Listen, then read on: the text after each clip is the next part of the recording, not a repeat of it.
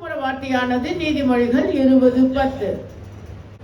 வெவ்வேறான நிறைக்கல்லும் வெவ்வேறான மரக்காலும் ஆகிய இவ்விரண்டும் கர்த்தருக்கு அருவருப்பானவைகள். ஹல்லேலூயா. இந்த வருடத்தின் கடைசி நாட்களில் நமக்கு அவர் ஒரு எச்சரிக்கை தொனியை தருகிறார். சாதாரண ஜனங்கள் ஒரு விஷயத்தை சொல்லுவாங்க, மேன்மக்களே. இது எல்லாரும் கேட்பீங்கன்னு நினைக்கிறேன். மேன்மக்கள் என்றால் அவர்களுக்கு தங்களுடைய, பாருங்க, அந்நிய ஜாதியாருக்கு இந்த வசனம் தெரியாது, இது ஒன்றும் அறியாதவர்கள். ஆனால் அவர்கள் மேன்மக்கள் என்று தங்களை தகுதிப்படுத்தி கொண்டு மேன்மக்களாகவே அவர்கள் வாழ்வார்கள். சிறுமைப்படுத்தவோ அல்லது சிறுமை உள்ளவர்களோடு சேரவோ அல்லது தங்களுக்கு சிறுமை வரும் என்று எண்ணம் உள்ளவர்களாய் இருந்து மிகுந்த ஜாக்கிரதை உள்ளவர்களாய் இருப்பார்கள், தங்கள் எண்ணங்களிலும் செயல்களிலும். அப்போ ஆனால் அந்த மேன்மக்களை குறித்து நான் பேசாமல் மேன்மக்களாய் நம்மளை பேச அழைத்த கிறிஸ்து எவ்வளவு வல்லவரானவர். அல்லேலூயா. நம்ம வெளியே இருக்கிற ஜனங்களை விட நாம் மேன்மை உள்ளவர்கள். அல்லேலூயா, அல்லேலூயா. புரியுதுங்களா? அவங்களே சத்தியம் அறியாத அவர்களே நாங்கள் மேன்மக்கள் என்று கருதி அவர்கள் தங்களை மேன்மையாய், சுபாவத்தில் மேன்மையுள்ளவர்களாய், சிந்தனையில் மேன்மையுள்ளவர்களாய் இருந்து காரியங்கள் செய்ய கற்றுக்கொண்டு இருக்க நமக்கு இவ்வளவு வசனம் அறிந்த நாம் ஏன் மேன்மக்களாய் வாழ்வதில்லை? அப்போ இந்த மேன்மக்கள் என்று அவர் சொல்லும் பொழுது என்ன என்றால், பொய்யான எடை, கள்ள தராசு பயன்படுத்தல் ஆகிய இவையை அவை வெறுக்கிறார் என்று வேதம் சொல்கிறது. அப்போ பொய்யான இரண்டு வேஷம் தரித்தவர்களாய், ஒரு சில இடத்துல நல்லவங்க, ஆனா சில இடத்துல நம்மளே நம்ம ஒரிஜினாலிட்டி வெளியே வந்தோம். ஒரிஜினல் கேரக்டர்னா நம்ம நீதிக்கு பிழைத்தோம் என்று அறிந்தவர்களே என்று மறந்துவிட்டு மீண்டும் அந்த தீமையான சுபாவத்துக்குள்ளே நமக்குள்ளே கடந்து வந்து நாம் தீமையுள்ளவர்களாய் இருப்போம். பார்த்திருக்கீங்களா? சில நேரத்தில் நம்ம என்ன பண்ணுவோம், நம்ம மறந்து விடுவோம். அப்போ அது கர்த்தருக்கு அருவருப்பானது. எது கர்த்தருக்கு அருவருப்பானது? இரண்டு சுபாவங்கள் மாறி மாறி நமக்குள்ளே தோன்றுகிறது கர்த்தருக்கு அருவருப்பானது. அல்லேலூயா. அதுதான் அவர் சொல்றார். அவர் நிறைக்கல்லு வெவ்வேறான மரக்காலம். நான் பார்த்திருக்கேன். நீங்க அந்த காலத்துல பார்த்திருக்கீங்களா தெரியல. வீட்டுல அரிசி போடுவாங்க, வீட்டுக்கு புடவையெல்லாம் கொடுப்பாங்க, மொத்தமா அளந்து பெரிய பெரிய, எனக்கு இந்த ஏரியால தெரியாது, சிட்டி சைட்ல பெரிய பெரிய ஏரியால வருவாங்க. அப்போ அவங்க பாருங்க, அவங்க நிறைக்கல் அந்த 500 அந்த 1000 கல்லெல்லாம் இருக்கும். அதை தவிர்த்து அவங்க கிட்ட கூழாங்கல் எல்லாம் இருக்கும். நீங்க இந்த ஆதியாகமத்திலையும் உபாகமத்திலையும் நீங்க வாசிச்சீங்கன்னா பார்க்கலாம், அந்த மாதிரி கற்களை வைக்காதீர்கள் அப்படின்னே ஆண்டவர் சொல்றாரு. அப்போ அவங்க என்ன பண்ணுவாங்க பாருங்க. அந்த காலத்துல எனக்கு தெரியல, ஏன்னா நான் எங்க அம்மாவோடய உட்கார்ந்துட்டு இருப்பேன், எங்க அம்மா வாங்குறதெல்லாம் பார்த்துருப்பேன். அப்போ அவங்க அந்த கூழாங்கல் வைப்பாங்க. இது எதுக்கு வைக்கிறீங்க? இது இல்லம்மா, ஒரு 50 கிராம் இருக்கும், இது 100 கிராம் இருக்கும், இது குறையுதுன்னு சொல்லி வைப்பாங்க. அந்த சின்ன சின்ன லாபம் பார்த்தீங்களா? அந்த சின்ன சின்ன லாபம் தான் ஆண்டவர் இன்றைய நாளில் சொல்லுகிறார். வெவ்வேறான நெறிக்கல்லும் வெவ்வேறான மரக்காலும் ஆகிய இவ்விரண்டும் கர்த்தருக்கு அருவருப்பானவைகள். சின்ன சின்ன விஷயங்கள் அப்படின்னு நம்ம நினைக்கிறோம், ஆனா that is what God hates. புரியுதுங்களா? சின்னதா செய்துட்டேன், இது ஒன்றும் பெரிய விஷயம் இல்ல அப்படியே நம்ம இருதயத்துல நினைக்கலாம். ஆனா அந்த சின்ன விஷயம் தான் கர்த்தர் சொல்லுகிறார் அருவருப்பானவைகள் அப்படின்னு. அல்லேலூயா. அப்போ நம்ம எதுல ஜாக்கிரதையா இருக்கணும்னா, இந்த சின்ன சின்ன விஷயத்துல மத்தவனுக்கு புரியாது, மத்தவங்களுக்கே இது புரியவே புரியாது. ஒரு காலம் இருந்தது, எனக்கெல்லாம் புரியவே புரியாது. ரொம்ப தப்பா பிஹேவ் பண்ணுவாங்க, நிறைய பின்னாடி பேசுவாங்க, நம்ம முன்னாடி ரொம்ப நல்லவங்களா இருப்பாங்க, நம்மளை துக்கப்படுத்துவாங்க. ஆனா துக்கப்படுத்தினது கூட எனக்கெல்லாம் தெரியவே தெரியாது. நான் பேசின பிறகு பின்பு போய் நான் அதை குறித்து சிந்திக்கும் பொழுதுதான் எனக்கு தெரியும் இவர்கள் என்னை துக்கப்படுத்தினார்கள் என்று. எவ்வளவு பாருங்க, அப்ப நம்ம எவ்வளோ I always feel that was good actually. அப்பனா அது ரொம்ப நல்லது. ஏன்னா மற்றவர்களுடைய ஈவில் கேரக்டர்ஸை நம்ம பார்க்காம இருக்க கற்று தந்தார் நான் வந்து சொல்லுவேன். அப்போ நீ அதே 27 தன் உத்தமத்திலே நடக்கிறான், அவனுக்கு பிறகு அவன் பிள்ளைகளும் பாக்கியவான்களாய் இருக்கிறார்கள். அப்போ நீதிமான் என்று நம்மளை பேர் சொல்லி அழைத்திருக்க நாம் எப்படி நடக்க வேண்டும்? உத்தமத்திலே நடக்க வேண்டும்.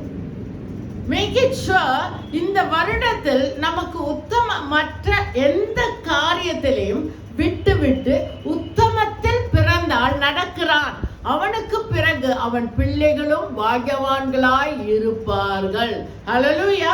பாருங்க, உங்கள் பிள்ளைகள் பாக்கியவானாய் எப்படி இருக்க முடியும் என்றால், நாம் நம்மளுடைய நடையிலே, சிந்தனையிலே, செயல்களிலே உத்தமமாக, வெரி குட் பீப்புள், எல்லாவற்றிலும் உண்மை உள்ளவர்களாக, நீதி உள்ளவர்களாக, நேர்மை உள்ளவர்களாக மற்றவங்களுக்கு காட்டணும்னு அவசியமே கிடையாது.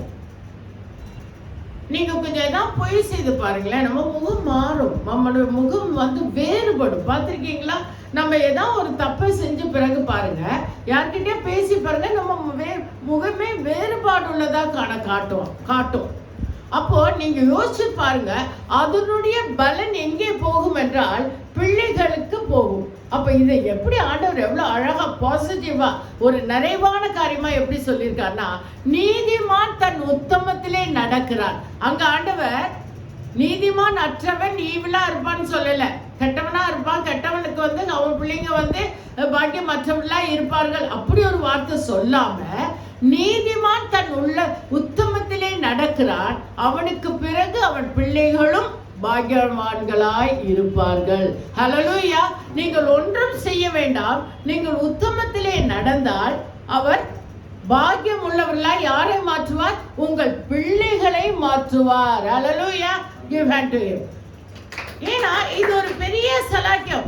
நான் உத்தமமாக நடந்தால் என் பிள்ளைகள் பாக்கியம் உள்ளவர்களாய் இருப்பார்கள். ஹல்லேலூயா. அப்ப பிள்ளைகள் வந்து ஒரு நேரான பாதையில போவாங்க. அவங்க குறுக்கு வழியில போக வேண்டிய அவசியம் இல்லை, கெட்டதை சிந்திக்க அவசியம் இல்லை, சாமர்த்தியமா இருக்க வேண்டிய அவசியம் இல்லை, எப்படி சாதுரியமா இருக்கணும்னு சிந்திக்க வேண்டிய அவசியம் இல்லை. அவர்கள் மிகுந்த பாக்கியம் உள்ளவர்களாய் மாறுவார்கள். ஹல்லேலூயா. ஹல்லேலூயா. அப்போ நம்ம கர்த்தர் எப்படின்னா, ஒரு காரியத்தை நம்ம செய்யும் போது எல்லாவற்றிலும் எப்படி நம்ம நினைக்க வேண்டும் என்றால், நான் இதை தவறாக செய்கிறேனா, என்னுடைய காரியம் என்கிட்ட இருந்து செயல்படுகிற காரியங்கள் நான் நல்ல சிந்தனையோடு செயல்படுத்துகிறேனா என்ற சிந்தனை உள்ளவர்களாய் நாம் இருக்க வேண்டும். ஈவன் சின்ன விஷயத்துல கூட நம்ம எப்படி இருக்க வேண்டும்னா, நான் சரியா இருக்கிறேனா, நான் இந்த காரியத்திலே செம்மையாய் செய்கிறேனா, நீதியாய் இருக்கிறேனா, நீதி அற்றவளாய் இருக்கிறேனா, இப்படி நீங்க உங்களை ஆராய்ந்து அறிந்து செய்யப்பட வேண்டும். உபாகமம் 25:15-16 இந்த இடத்துல நான் ஒருத்தரை குறித்து நான் உங்ககிட்ட சொல்ல விரும்புகிறேன். அமலேக் என்ற ஒரு ராஜா இருந்தார். அவரை பாருங்க, ஆண்டவர் சொல்லுகிறார், அவரை அழிச்சு போட்டுருங்க அப்படின்றார். ஏன்னா அவன் அவ்வளவு கெட்ட சுபாவம் உள்ளவனாய் இருக்கிறார். 15:16 வாசிங்க 19. ஆண்டவர் அந்த அமலேக்கையர்களை அழிக்க திட்டமிட்டு அழித்து விடுகிறார். ஏன்னா அங்க வேதம் சொல்லுகிறது, அவர்கள் பயமற்றவர்களாய் இருந்தார்களாம். பயமே இல்லையா, கர்த்தருக்கு பயப்படுற பயமே இல்லாத அமலேக்கர்களை ஆண்டவர் என்ன செய்கிறார்? சவுலை கொண்டு அவர் அழிக்க சித்தம் கொள்கிறார். வாசிங்க. உன் தேவனாகிய கர்த்தர் உனக்கு கொடுக்கும் தேசத்தில் உன் நாட்கள் நீடித்திருக்கும்படி குறையற்ற சுதந்திரையான நிலைக்கல்லும் குறையற்ற சுதந்திரையான படியும் உன்னிடத்தில் இருக்கும். பாருங்க, அவர் வந்து உபாகமத்திலே சொல்றார், நேர்மையா இருங்க, உங்க சிந்தனை நேர்மையா இருக்கட்டும், நீதியா இருக்கட்டும். எல்லாருக்கும் இப்போ நம்ம ஒரு சுபாவத்தை பார்க்குறோம். கொஞ்சம் நல்ல வசதியா வந்து யாரா நம்ம வீட்டுக்கு வந்தா என்ன பண்ணுவோம்? அவங்கள வசதியா கவனிப்போம். இருக்கா இல்லையா? கொஞ்சம் ஏழ்மையா யாரா வந்தா அவங்கள எப்படி விசாரிப்போம்? ஏன் அது ஒரு மாதிரியா அப்படி சொன்னீங்க பாத்தீங்களா? இன்னைக்கு அதுதான் ஆண்டவர் கரெக்ட் பண்ணுங்கன்ற. பாருங்க, அவர் சொல்றார் அப்படி இருக்கக்கூடாது, எல்லாரையும் ஒரே மாதிரி பார்க்கணும் தான் இன்றைய நாளில் நமக்கு அவர் கற்றுத்தருகிறார். ஏன் ஒரு மாதிரியா பார்க்கணும் சொல்லுங்க, சரி நீங்களே விளக்க முடியும். ஏன் ஒரு மாதிரியா பார்க்கணும்? இவங்கிட்ட எதுவுமே இல்லைன்றது பொருள் தானே.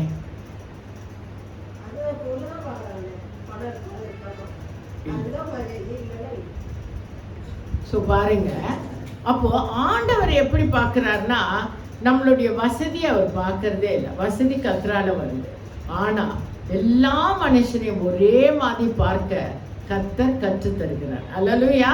அப்போ அதுக்கு தான் ஆண்டவர் இயேசு சுவாமியை அழைத்து, அவரோடு கூட யார் இருந்தாங்க? 7 பிசாசுகள் உள்ள, 7க்கு மேல் பிசாசு உள்ள மரியாள், மகதலேனாள் மரியாள் கூடவே நடந்தாள் என்று வேதம் சொல்லுது. அவள் வேசித்தனத்தில் பிடிபட்டாள்.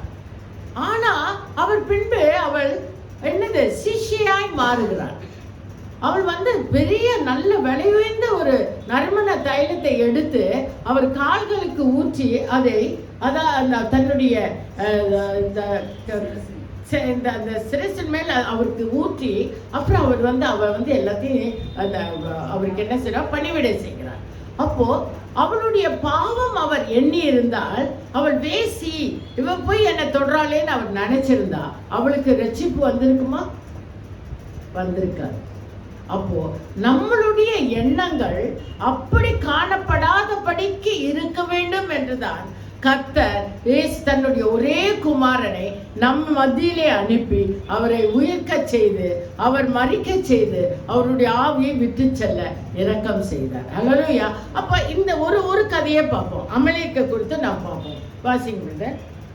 முதலாக அநியாயத்தை செய்கிறவன் எவனும் உன் தேவனாகிய கர்த்தருக்கு அருவருப்பானவன். எகிப்திலிருந்து புறப்பட்டு வருகிற வழியிலே அமலேக்கு தேவனுக்கு பயப்படாமல் உனக்கு எதிராக வந்து, நீ இணைத்து விடாய்த்திருக்கையில் பின்வருகிற ஒரு பாளையத்தில் உள்ள பல வீரரை எல்லாம் வெட்டினான் என்பதை நினைத்தது. பாருங்க, அவர் சொல்றார் பாருங்க, பலவீனமா இருக்கிறவர்களை அமலேக்கு வெட்டி வீழ்த்தினான். யாரை வெட்டி வீழ்த்தினா?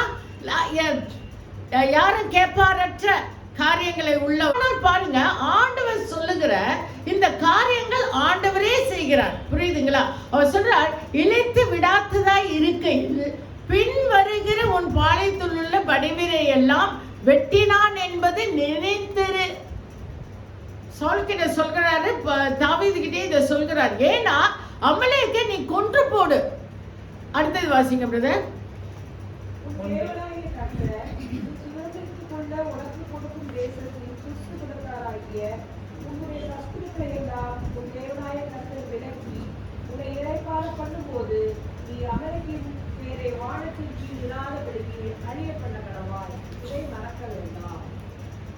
அப்ப நீங்க திருப்பி இதை வாசிச்சு வந்தீங்கன்னா தெரியும், அமலேக்குடைய எல்லா ஜனங்களையும், சிறு குழந்தை, அவனுடைய எல்லா ஆடு மாடுகள் எல்லாவற்றையும் அழிக்க சித்தம் கொண்டவராய் இருந்து அழித்து போட்டார்.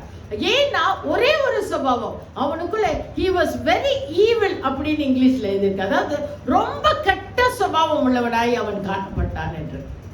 அப்போ சவுலை கொண்டு அவனை அழிக்க திட்டமிட்ட போது அந்த இடத்துல சவுலும் ஒரு காரியம் செய்றார். உள்ள போய் எல்லாரையும் அழிச்சிட்டு நல்ல மாடு, நல்ல ஆடு, நல்ல கொழுத்து இருக்கிற எல்லாத்தையும் அவன் என்ன பண்றான், தூக்கிட்டு வரான். வரும்போது அங்க எலிசா கேட்கிறார், என்ன சத்தம் கேட்குது, என்ன அது சத்தம்? இல்லை, அவங்க எல்லாம் நல்ல ஜனங்களும் நல்லா இதுவும் இருந்தது, அதையெல்லாம் எடுத்துட்டு வந்துட்டேன் அப்படின்ற. அப்போ பாருங்க, அந்த இடத்தில் சவுலையும் அவர் என்ன பண்றார், சவுலையும் அவர் துக்கப்படுத்தி விட்டு கொன்று போட்டு தாவீதை ராஜாவாய் மாற்றுகிறார். நன்றாக புரிந்து கொள்ளுங்கள், நம்மளுடைய ஸ்தானத்துல யார் வேணாலும் வந்து உட்கார்றதுக்கு கர்த்தர் இறக்க செய்ய வல்லவரா இருக்கிறார். ஆனால் அமலேக்கை போல, அமலேக்கை பத்தி வாசிச்சீங்கன்னா தெரியும், அந்த அதிகாரம் முழுக்க சின்ன குழந்தை கூட அவனுடைய நேரத்துல இல்லாதபடிக்கு எல்லாரையும் அவர் அழித்து போட்டார். அமலேக்குன்ற பேரே இல்லாதபடிக்கு அவர் அழித்து போட்டார். யாருக்கு விரோதமாய்? இஸ்ரவேலுக்கு விரோதமாய் அவன் எழும்பினாலே. பாருங்க, நமக்கு விரோதமாய் எழும்புகிற எந்த ஜனத்தையும் நம்ம அமைதியா இருந்தா அவர் அழிக்க வல்லவரா இருக்கிறார். ஹல்லேலூயா. நம்ம மெனக்கெட்டு போயிட்டு பண்ணிட்டு அவங்களுக்கு பின்னாடி திருப்பி குத்த வேண்டிய அவசியமே கிடையாது.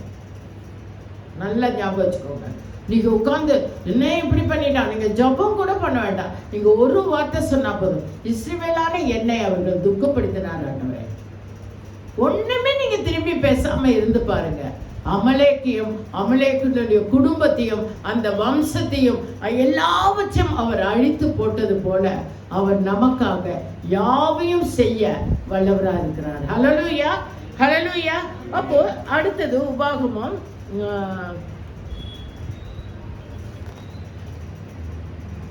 அவர் அழித்து போட வல்லவராக இருக்கிறபடினாலதான் கிறிஸ்து இயேசு வருகை தந்து அவர் நம்மளுடைய எல்லா பாவங்கள்ல இருந்து நம்மளை மீட்டு. அப்போ அமலேக்க போல நமக்கு ஒரு கெட்ட சுபாவம். எனக்கு நிறைய விஷயம் நான் சொல்லலாம். இதுல நான் நிறைய எக்ஸாம்பிள் எழுதியிருக்கேன், அதெல்லாம் நான் சொல்ல விருப்பப்படல. ஏன்னா சின்ன சின்ன காரியங்கள் எல்லாவற்றிலும் நம்ம தெளிந்த புத்தியோடு செய்ய வேண்டும். சின்ன விஷயம் செய்யறதா இருந்தா கூட அதுல மேன்மையாய் சிந்தித்து செயல்பட வேண்டும். நல்ல ரொம்ப ஜாக்கிரதையா இருக்கு. இவங்க ஒன்றும் யாரோ இவங்களுக்கு எதுக்கு இப்படி செய்யணும் அப்படின்னு நீங்க நினைக்கவே கூடாது. ஒரு சாதாரண மனுஷனுக்கு கூட நம்ம எவ்வளோ காஸ்ட்லியா ஒரு நல்ல துணி போடுறோமோ அதே துணியை மற்றவங்களுக்கும் வாங்கி கொடுக்க கற்றுக்கணும். இவங்களுக்கு எதுக்கு இவ்வளோ காஸ்ட்லி அப்படின்னு நீங்க சிந்திக்கவே கூடாது. நீங்க எப்படி மேன்மையா போட கத்துக்கிறீங்க, எப்படி மேன்மையா நீங்க உங்களை குறித்து யோசிக்கிறீங்க, எப்படி உங்க ஆகாரத்தை குறித்து நீங்க மேன்மையா இருக்கீங்க, உங்களுடைய பிள்ளைகள் எப்படி மேன்மையா வரணும்ன்றதை சிந்திக்கிறீங்க, உங்கள் உற்றார் உறவினர்கள் எல்லாம் மேன்மையா இருக்கணும்னு எப்படி சிந்திக்கிறீங்க. அந்த சிந்தனை ஈவன் ஒரு பரதேசியை காணும் பொழுது கூட, ஒரு ரோட்ல இருக்கிற சாதாரண மனுஷனை காணும் பொழுது கூட நம்ம அந்த மேன்மையான சிந்தனை உள்ளவர்களாய் அவர்களுக்கு மேன்மையான காரியங்களை செய்யக்கூடியவர்களாய் இருக்க வேண்டும். மதியற்ற ஈவில் பீப்புள், அதாவது நான் கெட்ட சுபாவம் இருக்கிறவங்கள எப்படி சொல்வேன்னா மதியற்ற அப்படின்னு தான் சொல்வேன். மதி என்றால் நேரத்துக்கு தோன்றுகிற கெட்ட சுபாவங்கள். அப்போ உன் சிந்தனை எப்படி இருக்கிறது? நல்ல சிந்தனை உள்ளவர்களாய், நல்லதை செய்கிறவர்களாய். இந்த பாருங்க, இந்த கிறிஸ்துமஸ் பண்டிகை நாட்கள் எதுக்கு? நன்மை செய்கிறவர்களாய். யாரையும் அளக்கக்கூடாது, அளவுகோல் இருக்கக்கூடாது. இவங்க நல்லவங்க, இவங்க கெட்டவங்க, இவங்க தப்பு பண்ணாங்க, இவங்க தப்பு பண்ணல. It is all to the individual. யார் தப்பு செய்யறாங்களோ அவங்களுக்கே அது போய் சேரும். நம்ம அவங்களோட போராடவே வேண்டாம், அவங்கள துக்கப்படுத்தவே வேண்டாம், அவங்கள திருத்த போகவே வேண்டாம். திருத்தவே போகக்கூடாது. நீங்க இந்த மாதிரி தப்பு பண்ணியிருக்கீங்க, கொஞ்சம் திருந்துங்க சொல்லவே கூடாது. ஏன்னா கர்த்தர் அமலேக்கை, அவன் குடும்பத்தையும், அவன் வீட்டார் அனைவரையும், அவன் ஆடு மாடுகளையும், அவன் தேசத்தையும் எல்லாத்தையும் எதுக்கு அழிச்சு போட்டார்? யாருக்கு? எதற்காக? இஸ்ரவேல் ஜனங்களுக்கு விரோதமாய் அவன் எழுப்பினதுனால. நல்லா கேட்கோங்க. நம்மள மாதிரி ரட்சிக்கப்பட்ட ஜனங்களுக்கு விரோதமாக யார் எழும்பினாலும் கர்த்தர் யுத்தம் செய்ய வல்லவராக இருக்கிறார். அப்போ நம்ம தெரிஞ்சுக்க வேண்டியது, இந்த இயேசு கிறிஸ்துவை அவர் அனுப்பினது, அவருடைய ஒரே குமாரனை அனுப்பினது நாம் நீதியிலே நிலைத்து நிற்க முடியாது. அவர் அதனால்தான் அவர் நன்மை மாத்திரம் பாருங்க, பரிசேயர்கள் அவர்களை துக்கப்படுத்தினார், ஆனா அவர் ஒன்றுக்கொன்று செய்யவில்லை. அவர் கடந்து போய்விட்டார், அந்த இடத்தை விட்டு வெளியே போயிடுவார். நன்மை செய்கிறவராய் மாத்திரம் அவர் காணப்பட்டார் என்று வேதம் சொல்லும். அப்போ நம்மளும் இஸ்ரவேல் என்று பேர் சொல்லி அழைக்கப்பட்ட நம்மளும் நன்மை மாத்திரம் சிந்திக்கிறவர்களாய், நன்மை செய்கிறவர்களாய், நன்மையை செய்து அந்த கர்த்தருடைய நாம மகிமைப்படும்படியாய் நாம் இருக்க வேண்டுமே அன்றி அமலேக்கை போல நாம் இருக்கக்கூடாது. புதிய வருடம் வருகிறது, புதிதாய் மாற்றப்பட்ட ஜனங்களாய் நாம் மாறுவோம். ஒவ்வொரு வருடமும் நீங்க ஒன்னொன்னு விட்டு கொடுத்து பாருங்க, உங்களுக்குள்ள ஒரு காலகட்டத்தில் பார்த்தீங்கன்னா எந்த பலகீனமும் உங்கள் வாழ்க்கையில் இருக்காது. காவியின் கண்ணி மாத்திரம்தான் இருக்கும். நம்ம கர்த்தருடைய நாமத்தை மகிமைப்படுத்துற விசாலமான ஜனங்கள் உள்ளவர்கள் போல் நாம் காணப்படுவோம். புரியுதுங்களா? ஸோ சொந்தக்காராகட்டும், நம்மளை துக்கப்படுத்துறவங்களாகட்டும், நம்மளுக்கு தீமை கொண்டு வந்தவங்களாகட்டும், நம்ம புகழ்ச்சிக்கு விரோதமாக ஆகட்டும், நம்ம நல்லவங்கன்னு சொல்லாம கெட்டவங்கன்னு சொல்றவங்க ஆகட்டும், எல்லாருக்கும் நன்மை செய்கிறவங்களாய் மாத்திரம் நீங்கள் காணப்பட கர்த்தர் சித்தம் கொண்டிருக்கிறார். இஸ்ரவேல் என்று உங்களை பேசலை அழைத்திருக்கிறார்னா இஸ்ரவேலா மாத்திரம் இருங்க. அமலேக்கை போல கெட்ட பிள்ளைகளை கர்த்தர் அதம் பண்ணுவார். உங்களுக்கு விரோதமாய் எழுப்புகிற எந்த ஆயுதமும் வாய்க்காதே போகும் என்று சொன்னார். அப்படியாய் கர்த்தர் நம்மளை எப்பொழுதும் பாதுகாக்க வல்லவராக இருக்கிறார். கர்த்தர் உங்களையும் என்னையும் ஆசீர்வதிப்பார். ஆமென்.